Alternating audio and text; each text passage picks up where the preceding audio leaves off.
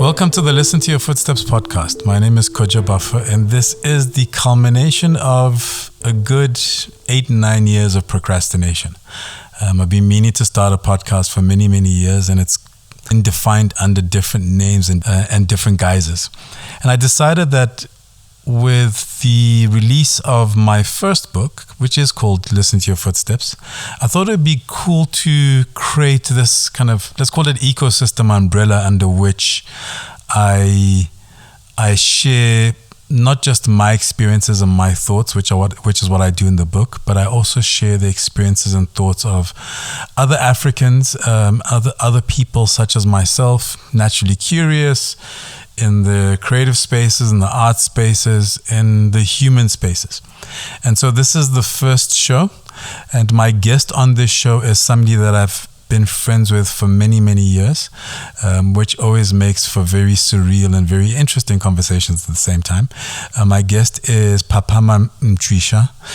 She is a fashion designer. She is the owner of two growing brands, Butter Pudding as well as Africa Your Time Is Now.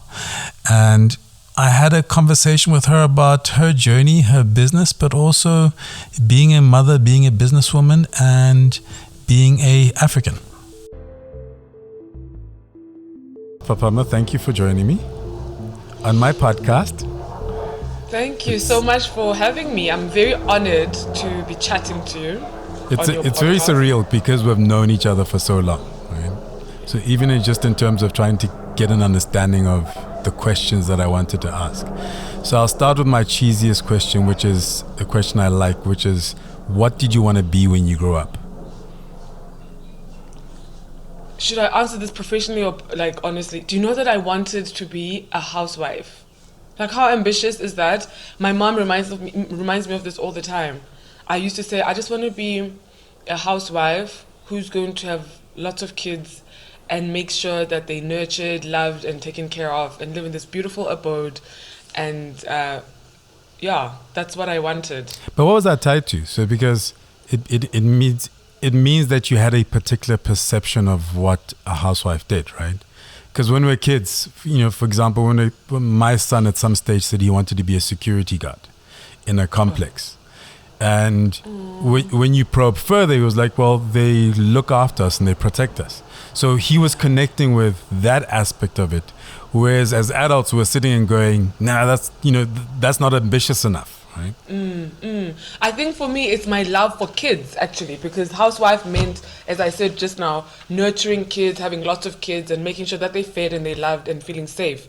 And it was definitely that, just being at home and bonding, because, that's how I even started my business when I resigned from my last job, was to start a kiddies brand, because for me it was all about marrying my two passions, which are fashion and children. And so you're right, actually, it was probably linked to the love of kids. When was that? When did that, let's call it the fashion bug, but when did you start to kind of veer and lean towards fashion? Creativity is something that I remember always having had, but to actually think about turning that into a career, I think started in my high school years.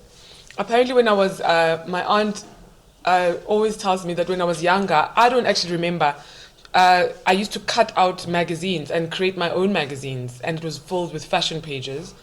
And so I think, I guess in my primary school years, but then to actually make garments, I've always been one to like being different.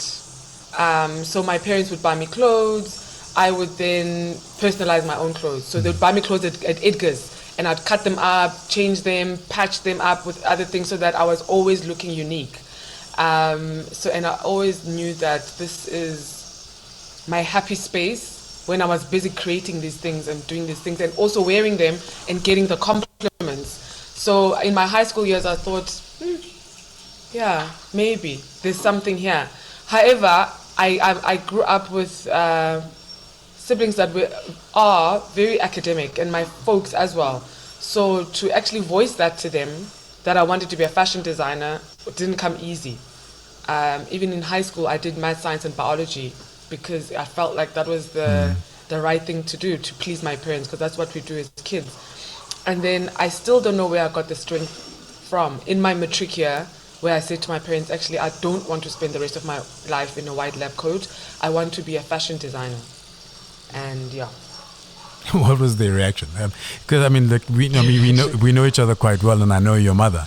And looking at her now, you'd go. I mean, she's extremely supportive of you and your siblings and everything that you do. Like, I mean, fiercely supportive, right? But Yeah. I'm trying to imagine her then, when she's dealing with a younger you and looking at you in terms of the decisions that you're making to determine the rest of your life. Yeah, I think out of fear, and I always say this now that I'm a parent, I totally get the reaction back then, because of course then I didn't like it. I almost got disowned, to put it mildly. They were not having it, because for them, and when I say my parents, I actually refer to my grandparents because they raised me. For them, it was quite unheard of. All they thought of was, I'm going to be spending the rest of my life being a dressmaker, and it just didn't make sense to them. And I didn't have the references like we do now of the David Tlales, the Tula Cindy's, the local and international, actually, the Stone Cherries, that made something out of fashion, like made a whole career. So I'm going to jump around a bit, because I think you've highlighted some very interesting things. So one, in terms of creativity, right? And your approach to creativity, because you went and studied fashion design. You talk about, you being told you used to cut out images from magazines. And when you came out of fashion design and learning fashion design, instead of going and starting your own brand, you went into magazine. Yes. And built a career within there where a lot of people didn't know that you'd studied fashion design. Yeah. How did you end up in the magazine space? So I studied at Wits Technikon, which is now UJ, and part of it was a 3-year course, and part of my third year was to do an internship, or for all the students. The third-year students had to do an internship at a design house for a month or 3 months, I can't remember. No, I think it was a month. And for me, my rationale was, I've been studying this for 2.5 years. I've learned this skill to make clothes from concept to actual tangible item. I think I'd like to use this opportunity to learn a different skill. So I then called a magazine, and specifically the fashion department of a magazine, because the syllabus at my school didn't cover that. And I was very clear that I wanted to learn the fashion industry holistically. And being a fashion editor gave me that amazing vantage point, because when I was in the fashion department of True Love magazine, which is where I started my career, I got to interact with local designers, with local retailers, international retailers, with everyone in the fashion space.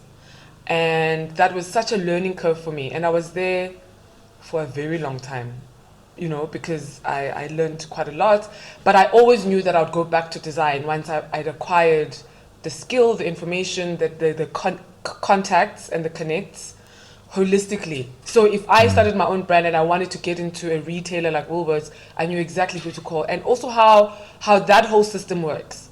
If I wanted to get my brand to stock internationally, I needed to know what that system was firsthand. So that was the thinking behind. But you ended up. I mean, you ended up in magazine for a long time. I did. So True Love magazine is where I started as a fashion assistant, collecting people's lunches, steaming, taping shoes, all the unglamorous stuff, and then I moved to junior fashion editor, and then I resigned. I think a year and a half later, True Love went to another magazine, and then I stopped working in magazines to go work in music. So I then styled a whole lot of musicians via Sony. So I was a freelancer for Sony magazine, for Sony Music. So I worked with the most amazing artists. but in fashion. So creating looks for Mafikizolo, for instance, when they started, and being their stylist for years to come. Went into pop stars, did that for a couple of years, I think 4 or 5 years. And then stopped with music, then went into fashion on TV. So working in the wardrobe departments of TV shows and that, because it's a different skill that you need for the different aspects of the fashion.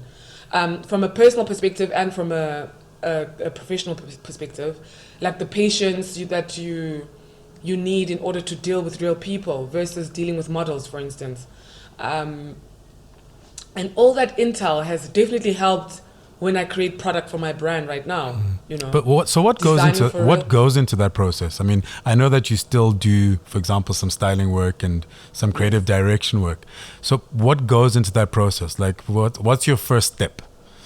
Which process exactly? Styling or designing? Well, styling. From a styling perspective, whether it's music, whether it's for a photo shoot or for a magazine, where's your starting point in terms of, okay, this is, what am I going to create out of this? So, for instance, I'll talk about now. So now I style in the commercial space. I work on advertising campaigns, print, and very seldom television because I've got kids and crazy schedules. But stills is more my forte.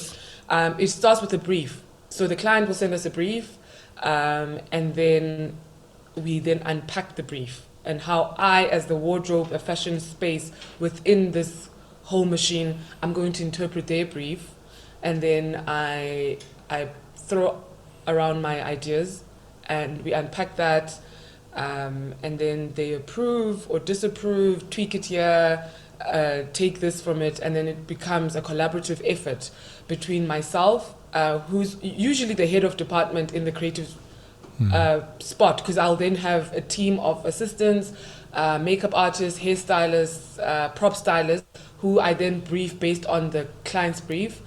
And then there's a lot of toing and froing between client and us and agency. And after all that's done, then we get to shoot. And the whole toing and froing is in order to prevent us not being on the same page on the actual day of shoot, because that can be quite costly. So by the time we shoot, everyone knows exactly what's required of them. The client knows exactly what you're going to get, so that it makes life much easier. And yeah. Let's jump to your own brand. So Butter Pudding, and I know that you took forever to make that leap. So, I mean, as a starting point, why did it take you so long to kind of just make that leap? You've been in these different spaces. You are now in magazine. We work together. So, we both worked at Nhlangano Media. So you had the idea. I remember you showing like Pinterest boards, which you'd been maintaining for ages. What was it that took you, that made it difficult to make that leap? That the duration was 7 years to be exact, which is a long time. Yeah. That's older than my daughter, my last born. It was two things. The first thing was that the idea was so massive. When the concept landed, it was so big, and it was debilitatingly big, where I thought, oh my gosh, this is so overwhelming. Where am I going to get the funds, the time, the technical know-how in order to tackle this mammoth idea? And then I just sat back down in my employed seat because it was just safer that way. And then I read a book, I think it was a quote within a book that talked about exactly what I was going through. And this person was saying that when this happens, the best thing to do is to divide this massive idea into bite-sized chunks. And I read it, and it landed, and that's what I did. And that's also part of the reason why my idea lived on my iPad for 7 years, is because part of that was me to break it down into bite-sized chunks, and also just deciding where do I start within this whole mammoth empire that I want to start. The second thing was fear. Once I had broken it down, fear, which is a really real thing, of, oh my gosh, what if I do it and it doesn't work out? I've got private school school fees. I've got kids now. No, it's no longer just me, where I can literally just move back with my folks or come live at your house if things don't work out. I have kids, I've got a bond, I've got a car, you know what I mean? I had real life expenses, and the comfort of being employed can do that to you. Yeah. So it was fear of, oh my gosh, what if this doesn't work out? Then what? But then I got to a point where me making sure this happens overtook the fear, and that was the best day of my life. The best day of my life. And also what did help was the fact that I did get to a point where I stopped enjoying my job. So that definitely helped push. Yeah. But I also think it was connected. Now that I've got the benefit of hindsight and I know all about energies and all of that, it definitely was very, very connected to that. I think, like, I started not liking my job. I remember I would drive into work and I would park in the parking lot and sit in my car for like 30 minutes trying to talk myself into going up the stairs and going inside the building. Because and without getting into the detail, but it started just being unpleasant, and I needed to get out of there. And then that gave me the impetus to actually speed up my idea and also overcome the fear of, let me just do this and take that leap of faith. And The funny thing is I jumped quicker than you did. With those same feelings, I left the space much quicker than you did. Because you're definitely braver than I was, for sure. You know, but I mean, I did start the business whilst I was still employed. Yeah. Which also did help a lot to build up the confidence.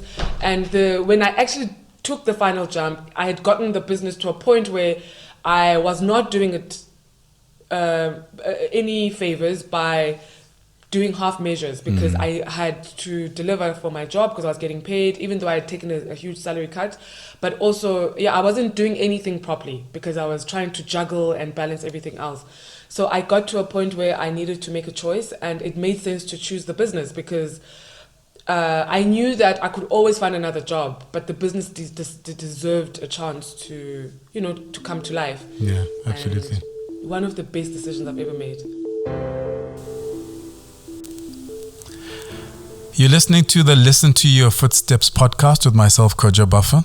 Listen to Your Footsteps is a book that I've written, which is a collection of essays and reflections and some poetry around fatherhood, motherhood, identity, and just general social issues.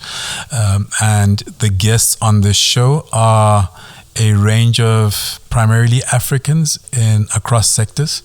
And today I am talking to Papama Mtwisha, who is a designer and brand owner.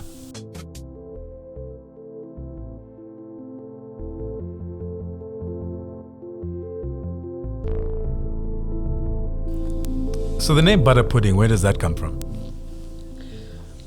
Butter pudding. I mean, doesn't it just sound so nice? It sounds delicious, doesn't it? Yeah. It's my favorite dessert. I used to go, when I was single and a bachelorette, I used to go to Corner Cafe a lot. But maybe this is not for here.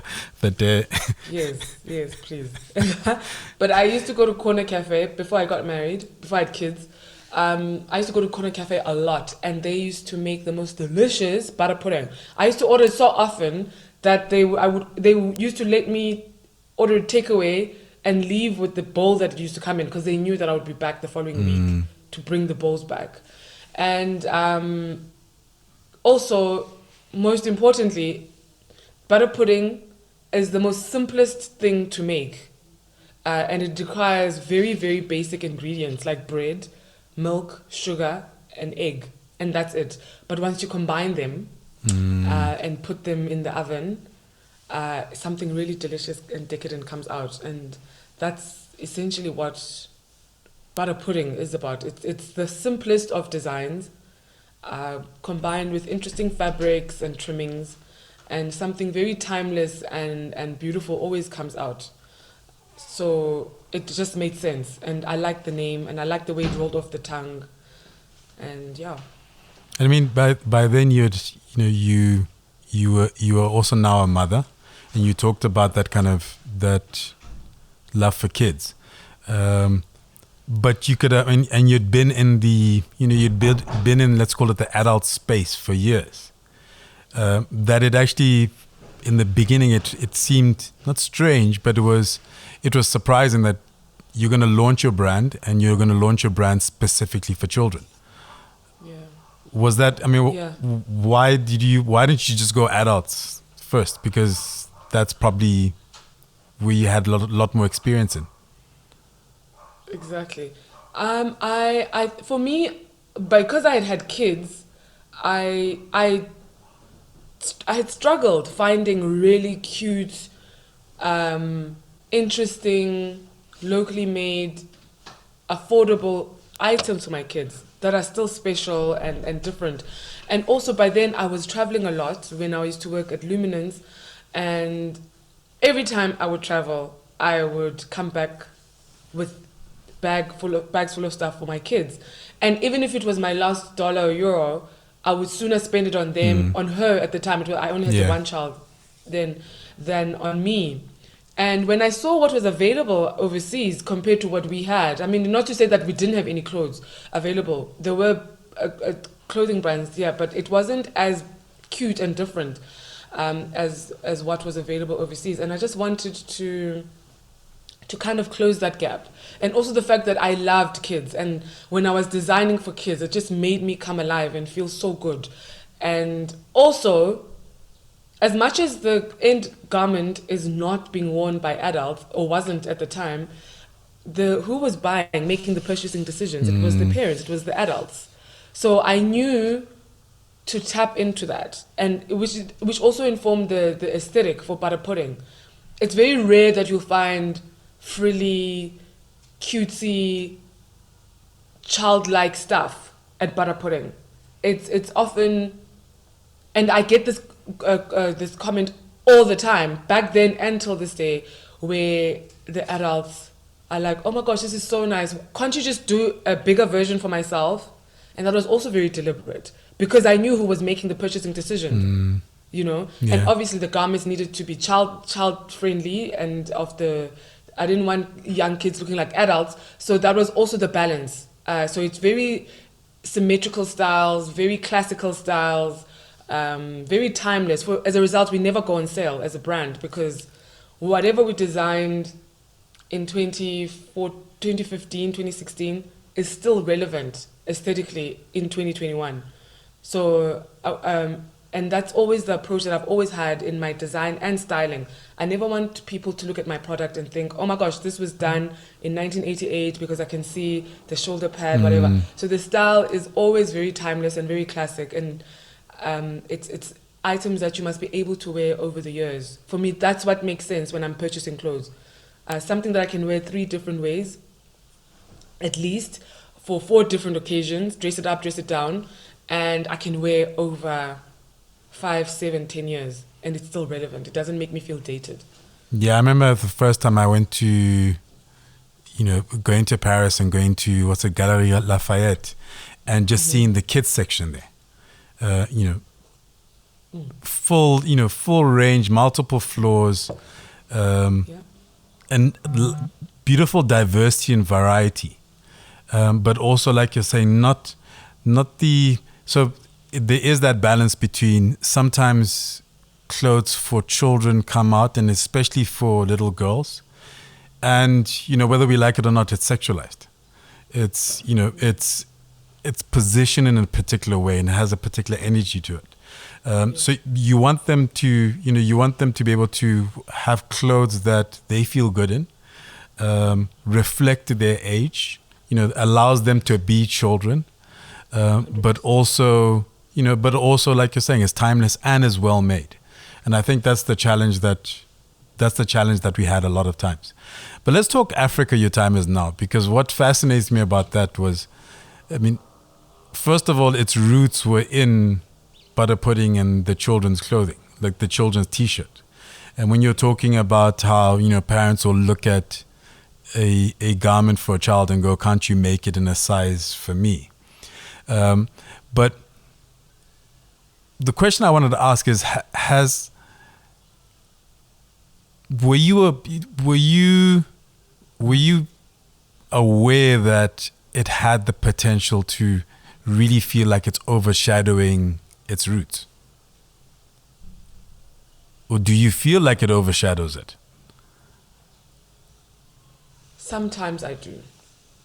Sometimes I do, and then sometimes I don't at the same time. I think that, how it started was exactly that. We started with a T-shirt that said Africa is the future, which was a statement that was coined by two Frenchmen in Paris. It was a movement that they set out to start to do for 10 years. And by the time I saw it, I think they had already disbanded it. It was, I think, in its 11th or 12th year. So it wasn't something they were doing. So I sent them an email to ask for permission to actually do the T-shirt for kids, because at the time we were just a kiddies brand. Because I felt at the time when we launched Butter Pudding, it was in 2015. At the time, it felt like it was a message that was so necessary for an African child who is the future for the continent. And so we started with the T-shirts, and then the adults. Then we did the adults ones because of the same reason, where they said, oh, this is so great, it's a great message for the kids and for us. Then we started doing the adult T-shirts. But then one day I was trying to nap in my daughter's bedroom because it gets the best light in the house. And it dawned on me that the only way us, you and I and the rest of the adults, can guarantee an amazing future for the kids is if we take care of the now. There is no great future without us being deliberate and considerate of the now and acting right now. And that's how the message morphed into what it is right now. So I think, how I felt when the message landed should have been a big hint. Because then, as I said, I was trying to nap, and then the message landed, and I was just like, no, man. Then I couldn't sleep. I set my iPad back up, and I started drafting exactly how we're going to launch this, what it's going to look like. The black and white T-shirts were very deliberate, what the font is going to look like, and all of it. And who's going to shoot it, whom I'm going to ask to actually embody this message. It all came. So obviously that nap never happened. And then at that point, I knew this was something that was going to be massive and relatable and very relevant. I mean, the irony of you having to go, there is a irony in there, and it's a historical irony that you having to go to two French people to get permission to put a slogan that's related to the continent that you live on T-shirts as a starting point. Yeah, how crazy.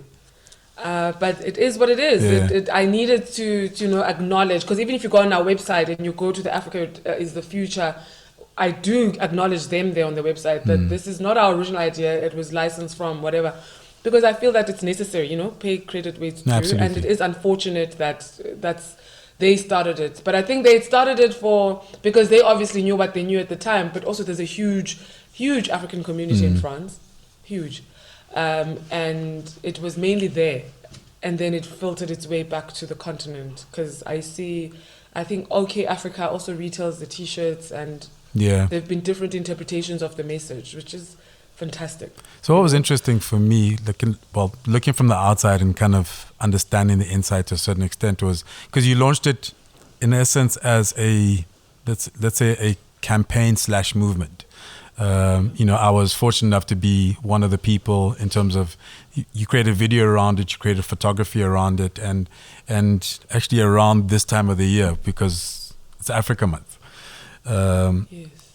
And there was that, and the focus was on the T-shirts. But literally, as that ball, because it felt like that ball started rolling, with and without you. When did you then make the decision to go, okay, let's take it beyond, let's let it live on its own? So there's butter pudding, but it's now going to live as something that is, to a certain extent, separate or distinctive from butter pudding.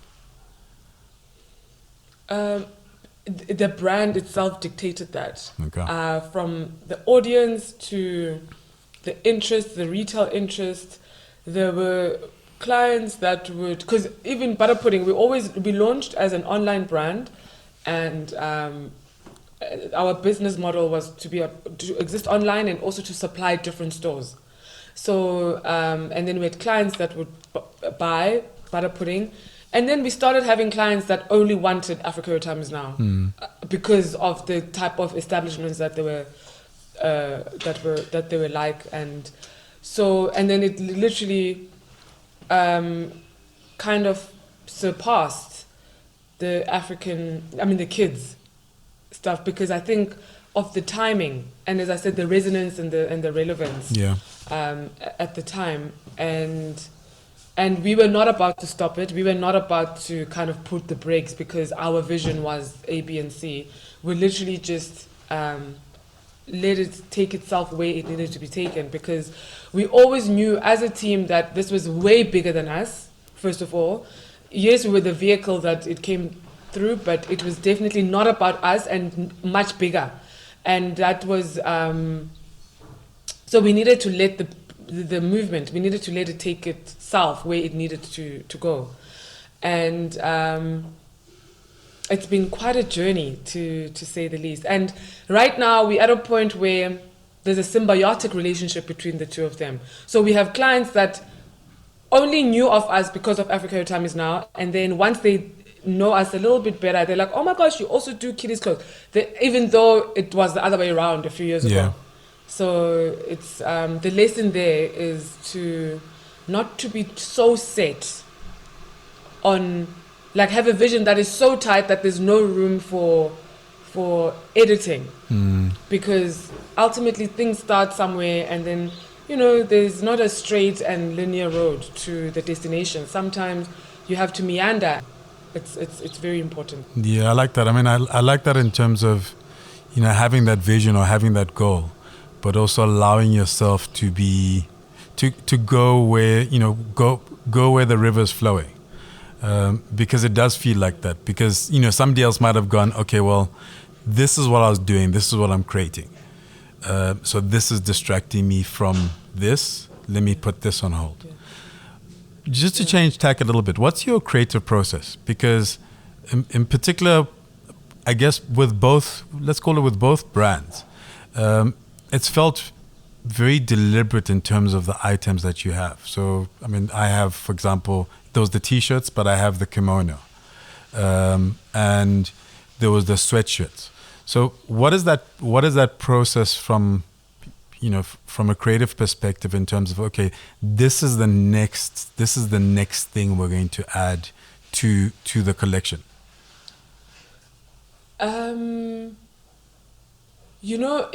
For me, it's usually, it must never feel forced. The cool factor is very important.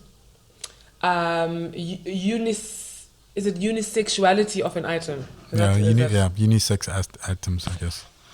Yeah, it needs to be unisex. Or gender. Mostly. I think gender fluid is more for people, but yeah. Yes, but item being unisex and cool are the two determining factor, and also very seamless. Like, it must just look effortless. It must look like this belongs there, and you're not forcing it. So we started off with the T-shirts because we felt that T-shirts are that one item that everyone has, and they non-discriminate. It's like a nice leveling item for anyone, to kind of introduce the movement and to get people out there, to get people to be aware of it. And then the sweaters and the hoodies were a natural progression, because we wanted, there was a permanent demand for these, and we were supplying places all over the world that had different climates. So, and we also noticed that people were buying more into the message than the item. So we have till this day, we have a lot of repeat customers, a lot. Like the bulk of our business is from, you've got the t-shirt and you were in Ghana and someone either hijacked your t-shirt because they know you'll get it when you get home, or you got so many compliments and you know that you're going to buy 3 others, for them as gifts. Yeah. So people were like, oh my gosh, I've got the t-shirt, but I live in Paris, whatever. So in order to make sure that people, because we're in the business of spreading the message, we often say that we're not in the business of selling clothes, we're in the business of spreading a message, and that determines all the decisions that we make, from the design item to which stockists we decide to get into and exhibitions we decide to be part of. That's always a determining factor in the collaborations that we do. So yes, because we wanted people to wear the message, because when they're wearing it, they then spreading the message. It made sense for us to give them items that give them variety in spreading this message, and also that were very practical. So if you're in Europe and it's cold, you want to be spreading the message, but in a sweater or a hoodie. And then the kimonos I love kimonos, personally. So it just made sense to just plaster the message at the back of a kimono. But the fabrics we choose are always cool, like a camel kimono, the one you have, like a nice print. See, I'm wearing this is a jumpsuit, it's like an overall, and then it's got the thing, the message at the back. So it's always nice. In the front, you look all, because I can dress it up with heels, I can wear it with all stars and flats when I'm picking up my girls. But then it's like that element of surprise that people don't expect, it lives on your back. So that's usually the determining factor. It's about how are we spreading this message in a way that doesn't feel forced and it feels very effortless. We also collaborated with a jeweler for pendants, because there are people that were like, oh my gosh, I've got all the t-shirts, I've got all the sweaters, but I can't get enough of this message. So then we created jewelry, pendants, where you always have it on you. These are exclusively available at a concept store in Paris. And anyone can buy them, obviously, via their online store. Yeah. But we created them exclusively for them. So I've got one. I'm not wearing it today. And and then we've got the candles, because the candles were, how is this message going to live in your home, necessarily on your body? And candles made sense because, I've got an obsession with candles. And also the rationale there was candles are a source of light. And we've been previously known as the dark continent. And it also makes sense for us to light our own way and to shed that image and that label of being the dark continent. But we are literally lighting our own way. We're not necessarily waiting for someone to do that for us. So the candles made sense in that way. And and there's a whole rollout plan, obviously. So how do you? I'm trying to find the right way to phrase this, and it's because it's a question that tends to get asked of women, but not of men. But I think it's important and significant with you, because you're building these 2 brands, and before COVID happened, you were traveling a lot, and you have your 2 girls who are very important to you, and not just important in terms of kind of being available and being present, but also the values and the ideals and how you live your life, right? And at the same time, you serve as an example to show them that just because they're girls does not mean they can. There's no limits to what they can accomplish, which is a lot to carry. Particularly when you're building such significant brands, because I say significant because I think there's an inherent responsibility from an African perspective in terms of the work that we do, because there's so much work to be done. We can't just be purely capitalist and go, I'm doing it just for money, and you're not about that. So how do you navigate all of those to ensure that there's time for your businesses, there's time for your girls, but there's also time for you. Yeah. Sure, that is a very loaded question. It's a very massive question. It's still a work in progress, I'm not going to lie, because as the leader of the company, a lot relies on me. And as you said, rightfully so, I take it very seriously. It's quite a massive responsibility, things like, and it's in every single day, every single decision that we take, even the stuff that people don't see behind the scenes. Like, for instance, making sure that our stuff is created locally.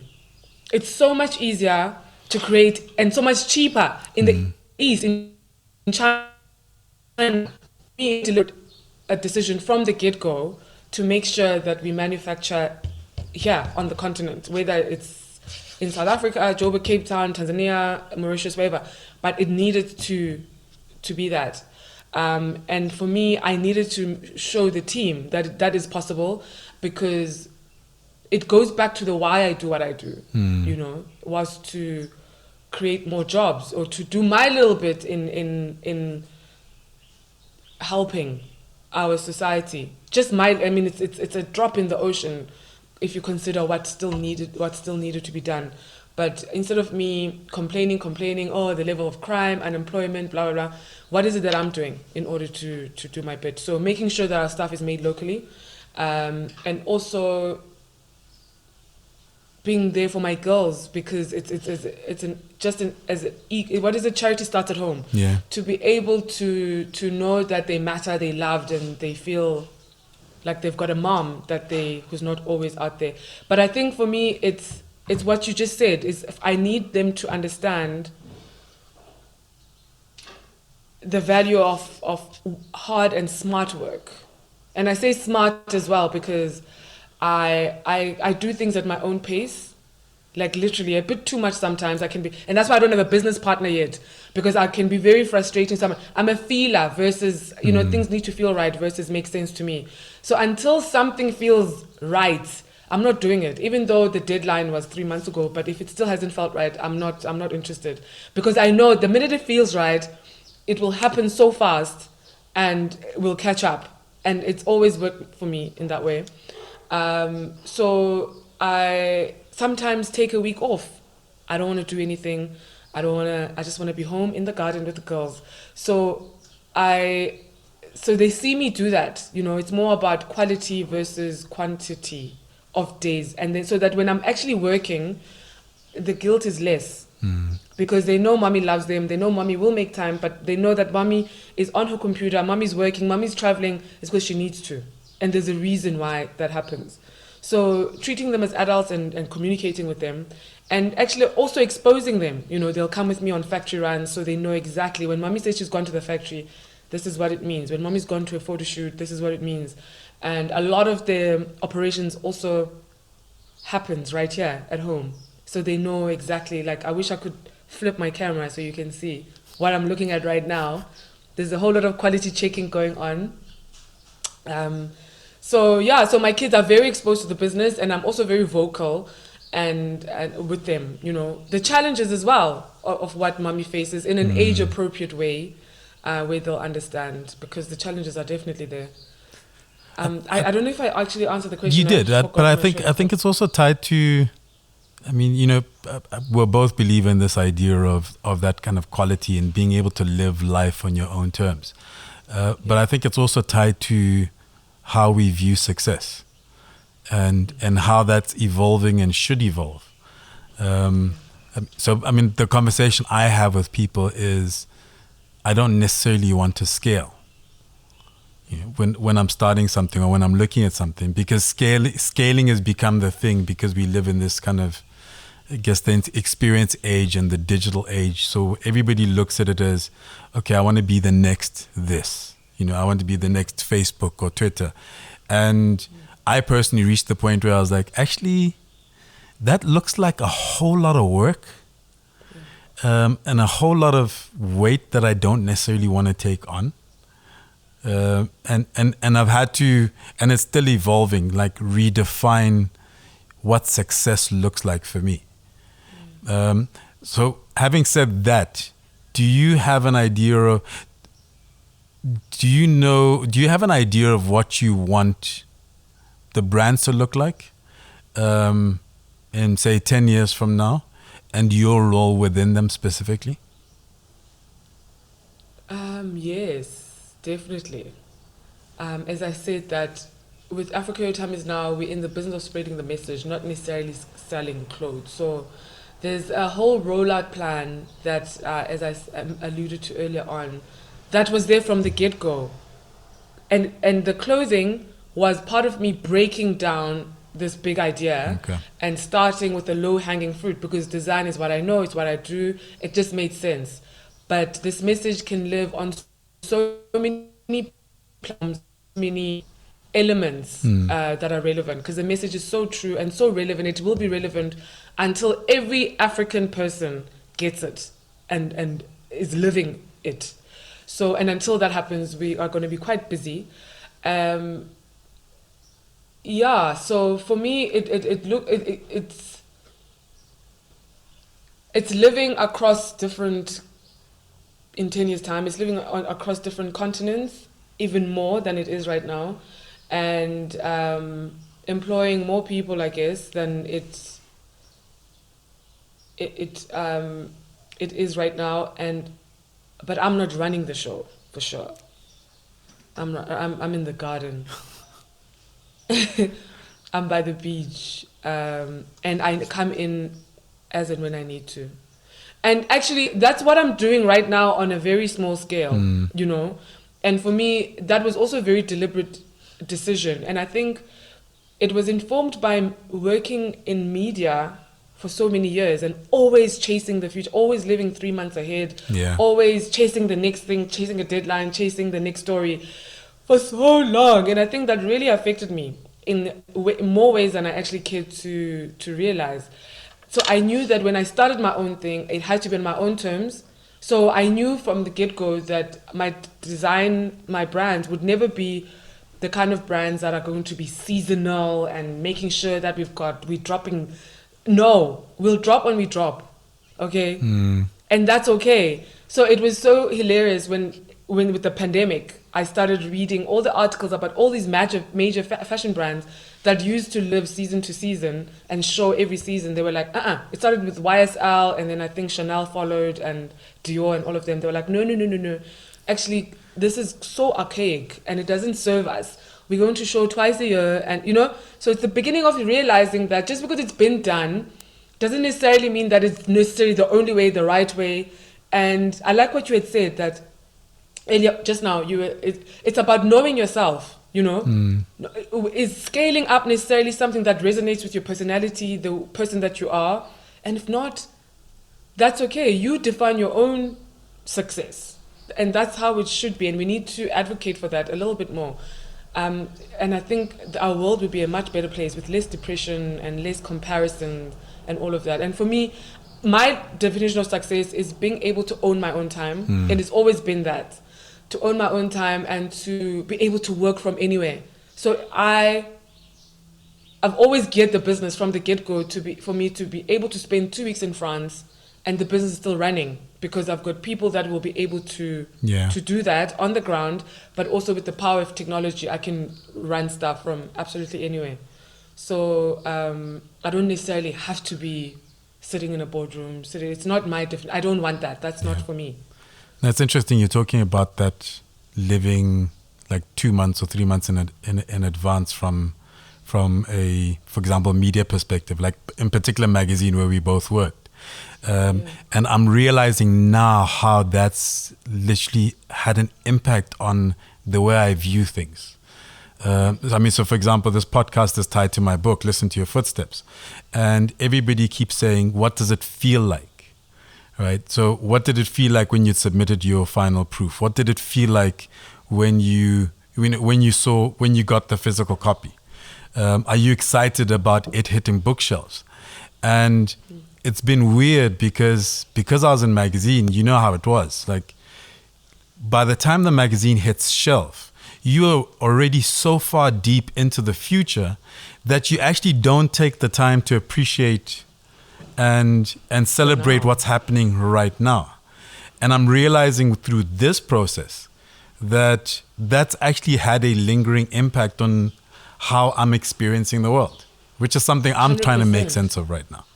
100%. And it's not a coincidence that the slogan of the movement is all about being in the now, because I think it was also part of the effect of, because I worked in magazines for a very long time, a very, very long time. And you're constantly chasing, and it can't be healthy, man. It can't be healthy, especially if, you understand and totally get the concept of all we do have is the right now. That is, tomorrow doesn't exist. So, yeah. So thank you very much, Papama. To relate. We could go on forever, but we just gotten started. But you said you have to leave at quarter past. I'm working on a production for Netflix, which is so exciting, and we're shooting on Monday. Okay, I'm gonna incorporate this in. That the fact that you're talking about Netflix. Actually, here's another question for you, because I know that you still dance between the spaces. How do you? I love it. How do you? They feed off each other. Yeah, but they feed off each other. But how do you? Each one will have a slight, let's call it tweak in craft, right, or tweak in lens that you're dealing with. How do you switch between those? How do I switch? It's easy. Do you switch? I mean, I do. So I work with an agent. I'm part of an agency called Lamppost. And what's nice about that is that I'm a freelancer. So like right now, I've taken 2 months off. I didn't work. I didn't get called in my diary. They didn't even look at my diary for 2 months so that I can actually focus on the business and the girls. Production, because we also got a factory that manufactures for us in Cape Town. So I need to spend some time there. So I guess from a physical perspective, that's why I just take time off the agency. And then I can fully focus on the work. But they definitely do feed off each other, because it's creativity is creativity. So when I'm busy researching for a client's brief from the advertising side, I then stumble across stuff that will then help me and inform my design decisions or business decisions, or even connect-wise. So we've got some agencies that have bought stuff from us because they found out, oh my gosh, you're the lady behind, no. Oh, we'd actually like some, can we order 100 t-shirts for that? So there's definitely, there's synergies between what I do. And I think that's why I still am doing both of them. And also, very importantly, because I still don't draw a salary from the business. Can you believe? I still don't draw a salary. So in order for my lifestyle, my things, living expenses, I have to work. I work in advertising. That's the generally. What are the biggest lessons you've learned from because there's the starting a business and all the bits and pieces to it. I mean, we've talked about a lot of the creative side of it, but when you start a business, there's the nuts and bolts side that you have to learn. What were some of the bigger challenges with that process?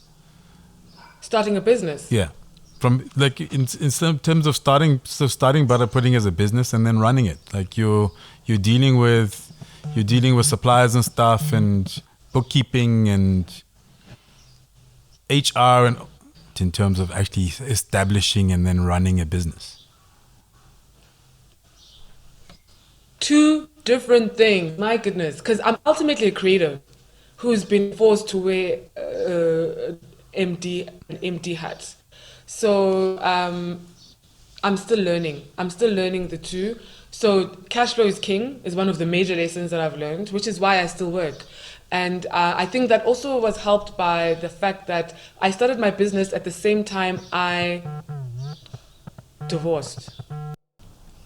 Yeah, so it coincided with my divorce. So I knew that I knew that I didn't want to downscale my lifestyle, because that's what entrepreneurs often have to do, because you literally put all your resources into starting this business, especially if you don't have a funder or an investor or anything like that, which is what my story was like. So I knew that I didn't want to downscale, and that was informed by the fact that I didn't want my kids to feel the divorce so much. I didn't want them to think, oh, daddy's and mommy are on together, and now we have to move to a smaller home, go to schools that are different and whatever. So I knew that I needed to work. So I worked from the get-go. I freelanced, so I could maintain the stuff that we were, the lifestyle we had. And I loved the arrangement with my agency so much that I'm still doing it 5-6 years later. Because I've got the best agent in the history of agents, and she's my first agent. I've never thought that I would need an agent, but she's the kind of agent that I know I deserve, who just gets me on a personal level and on a work front. And also the fact that she's quite flexible for my lifestyle. She understands fully that I'm a mom, so she will never accept jobs for me that require me to be on set for too long, and stuff like that. So I kind of work on my own terms. And I think I also attracted that because I knew that I wanted to live this new life or new phase of my life on my own terms. So I then decided at the time that I would plow back every single cent that the business made would go back into the business, so that we could afford the opportunities that came our way. So if it meant that we needed to go on an exhibition in Paris, which is quite costly to be part of in euros, I needed to afford the business that opportunity. I can afford to pay the team. I can afford to pay the suppliers on time, all of that, instead of saying, Yazini, sorry man, can you give us 3 more months, whatever, which is a reality for most, It is. I didn't want to do that because I want to sleep at night. I don't want to have calls that I'm avoiding. I don't want to have all that kind of stuff, because it's all energy at the end of the day. And also be able to expand on the business. So if the idea like candles came, I wanted to explore that and be fluid enough to do that. So what was the question again? I still work. I don't draw a salary from the business because cash flow is king. It's one of the biggest lessons that I've learned. And also because the decision to not go the funding route or the loan route. So the business has literally, it started itself and it's built itself, it's grown itself, it funds itself. But you've always been very particular about that, and I think that's what's helped in terms of using what's available. Very resourceful, but I mean, I did draw a salary during the pandemic, because obviously we were like we felt it. Yeah. With orders being cancelled because our stockists closed stores, orders being postponed, or suppliers not being able to, our customers not being able to pay for the orders, all of that, and also not being able to retail, manufacture because stuff had closed down. So we did, and I also not being able to work and to go on set. So the business then could still afford not to lay anyone off and to pay my salary. And that's always what I wanted, to have those kind of reserves where we're not pushed into a corner. Yeah, I really do treasure my sleep at night. That's how at 40 I can still look like this. No wrinkles, no dark, because I like to sleep at night. I don't want to have a business partner who's like, what, no. I run the ship. Nothing wrong with that. That's what works for me. That's what works for me. You see, like I cringe there, but I'm like, let me not be apologetic about that, because I know myself and I know what I can and not handle. Yeah, we like we were saying earlier, we get caught up in the idea of entrepreneurship or startups or business, even the language of it, that the world seems to shift and focus on. Like we shifted from small business to startups. And it's like, okay, is that the same thing or isn't that the same thing? What's the differentiation between this and that? So we get caught up in that lingo and start to feel apologetic for not doing certain things. So I mean, with the partner thing, Not fitting in. I've had three business partners, and the one thing I've learned is that going into business partnership is like getting married. Yet we'll jump into a business partnership because we like the same idea, and then take forever to actually get married, when the process should probably be the same for both. 100%. Because you're tying your life and your future, and the schools that your children can go to and the life that they can live to another human being. I mean, I'm divorced. Enough said. So to use your analogy, so maybe that's why I'm not business partnering. Because it does take, it's exactly, you're right, it's a marriage. And it should be treated as such. Any closing thoughts for me? I can't wait to read your book, for sure. Because as I said, also as someone who knows you like that, it's going to be so lovely to read your thoughts and your feelings. And I'm so proud of you to finally actually do it, because you've been talking about this for a very long time. I've got your poetry book, which was the first book you ever penned. I'm good at procrastinating on stuff. I mean, this podcast is. I first started thinking about doing a podcast when we were at Indalo in 2012.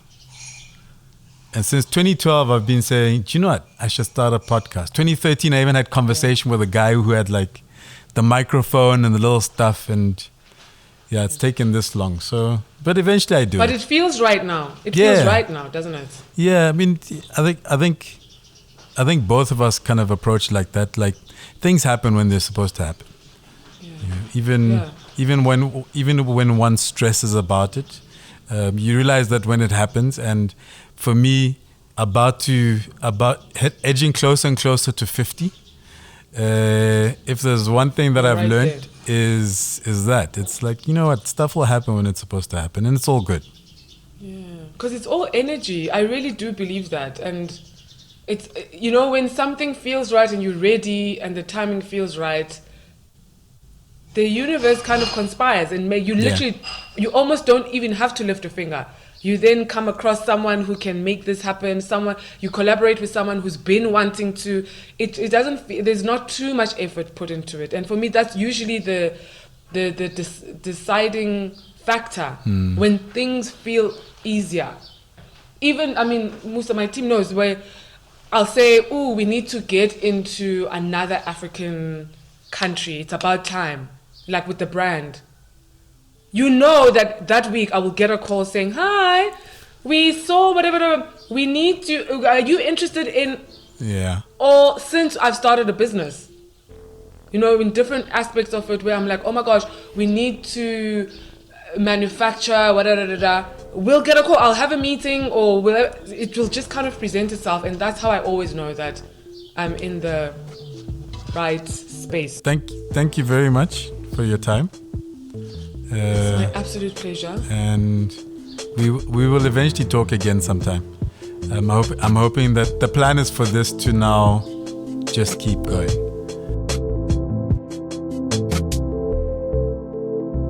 So that's it for this episode of the Listen to Your Footsteps podcast with myself, Koja Buffer. I'd like to thank my guest, Papama, my family, my friend, for sharing in the beauty and joy of her journey. I'd like to thank all of you for listening and hope that you will be back again. Unfortunately, it's not radio, so you can listen when you want to listen. And we will be back with more interesting African stories. Listen to Your Footsteps is a Zebra Culture production. Producer is Nhlangano Chabalala. Music by Kweku Buffer, and the host is myself, Koja Buffer.